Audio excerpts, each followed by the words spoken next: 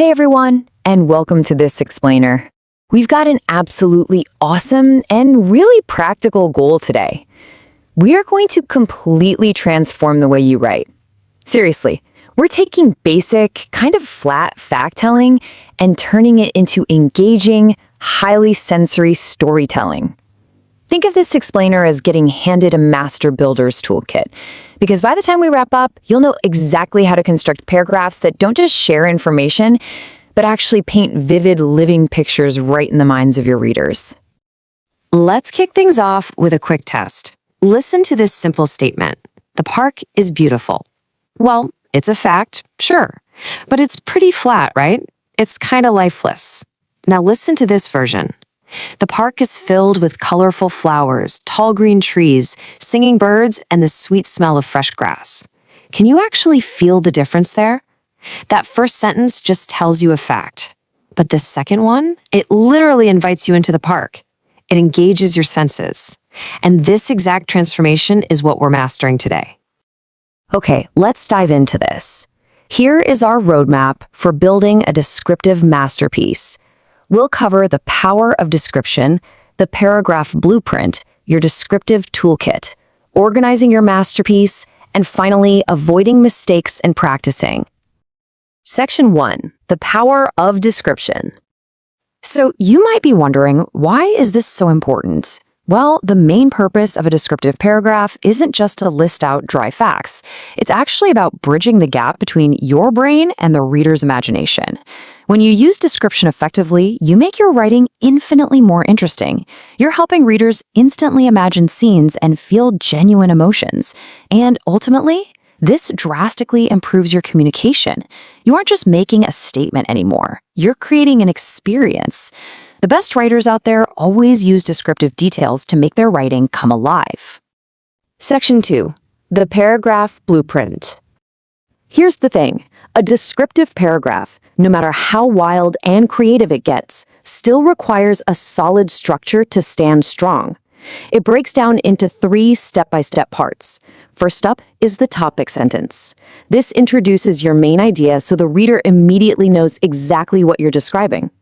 Second, we have the supporting sentences. These guys do all the heavy lifting by providing the rich sensory details. And finally, the concluding sentence. This is what elegantly wraps up the whole paragraph and leaves a lasting impression on your reader. Now, what's really interesting about this is seeing it in action. Watch how a simple concept grows into a fully built paragraph. We'll start with a super basic idea. My grandmother is kind.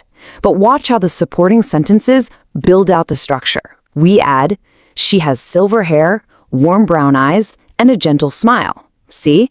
Now we're getting details about her appearance and personality. Then that concluding sentence brings the whole thing home. Because of her kindness and wisdom, she is my greatest role model. The topic sentence introduces her, the details paint her portrait, and the conclusion explains why she matters. Section 3. Your descriptive toolkit. Time to open up that builder's toolkit. And honestly, the absolute heaviest, most powerful tools in your kit are your 5 senses. If you want to bring a scene to life, just ask yourself these questions as you write. For sight, what do you see? Maybe it's a bright blue sky with fluffy white clouds. For sound, what can you hear? Birds singing happily. For smell, you could bring in the smell of fresh bread in a bakery. For taste, a sweet, juicy mango. And for touch, the feeling of a soft blanket on a cold night. When you actively use sensory details, you transport the reader directly into the environment. Okay, next up, strong verbs.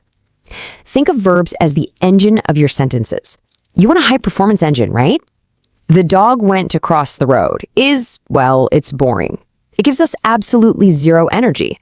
But what if we say, the dog raced across the road? Boom. Suddenly there's speed, there's urgency. By simply swapping weak words for strong ones, like replacing walk with stroll or eat with devour, you instantly give your writing incredible energetic pacing and motion. And if verbs add the action, adjectives are the vivid paint on the structured walls of our paragraph. Instead of using a simple, unpainted noun like, I have a car, let's apply some descriptive adjectives. How about I have a shiny red sports car? Those adjectives instantly tell us about the car's color, condition, and style. The reader doesn't just see some generic vehicle anymore. They see exactly what you see. Now let's talk about the interior design of your writing, figurative language. First up is the simile. A simile is this brilliant little tool where you compare two totally different things using the words like or as. For example, her smile is as bright as the sun. You aren't saying her smile is literally a giant burning star, but you're borrowing the sun's brightness to describe how her smile makes you feel. It's incredibly effective. Closely related to the simile is the metaphor, but here you're creating a much more direct, forceful comparison without using like or as. You just flat out state that one thing is another. The classroom was a zoo. Instantly, we know that classroom was loud, chaotic, and full of wild energy. Metaphors are essentially powerful shortcuts to amazing imagery. Section 4. Organizing your masterpiece.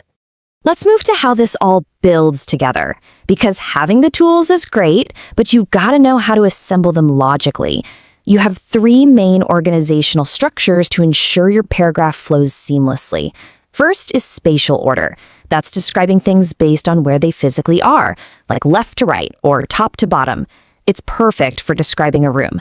Second is order of importance, where you hit the reader with the most striking detail right away, like a teacher's warm smile, and then fill in the rest. And third is chronological order, describing events exactly as they happen in time. And this brilliantly illustrates how chronological order works. Think of it like mapping the flow of time. Minute 1, first, you entered the room. Minute 2, then you noticed the bright lights. Minute 5, finally, you smelled the delicious food. When you do this, your reader is walking through time step by step right alongside you. It makes the experience incredibly immersive and super easy to follow. But here's the catch.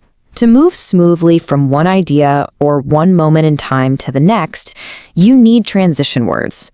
Think of these as the vital glue connecting all your organized ideas. Words like first, next, moreover, and finally. Without this glue, your sentences are going to feel really choppy, but with them, your descriptive paragraph flows like a river, guiding the reader comfortably from that topic sentence all the way down to the conclusion. Section 5. Avoiding mistakes and practicing. Even with great tools, writers can stumble, so let's run through some common mistakes quickly so you can avoid them. First off, don't rely on simple, weak words, and definitely don't repeat the exact same adjective over and over. Avoid starving your reader by giving too few details or just writing dry facts. Remember, you want to aggressively use your sensory language. Also, stay completely focused. Don't wander off and change the topic mid-paragraph. And lastly, never leave your reader hanging by ignoring that strong concluding sentence we talked about earlier. Look, if you take away literally just one thing from this entire explainer, let it be this core philosophy right here. Don't just tell the reader. Help the reader see, hear, smell, taste, and feel what you are describing. That is the ultimate absolute secret to brilliant writing. You are the guide, and your words are the vehicle. So what does this all mean for you? It means it's time to pick up your toolkit and get to work. Which topic are you going to describe first? Your favorite teacher? A beautiful place? Maybe your pet? Grab a pen, engage those 5 senses, and build out your structural blueprint. Because once you've mastered the art of description, you aren't just writing words anymore. You're building entire worlds. What world will you build next? Thanks so much for joining me on this explainer, and happy writing.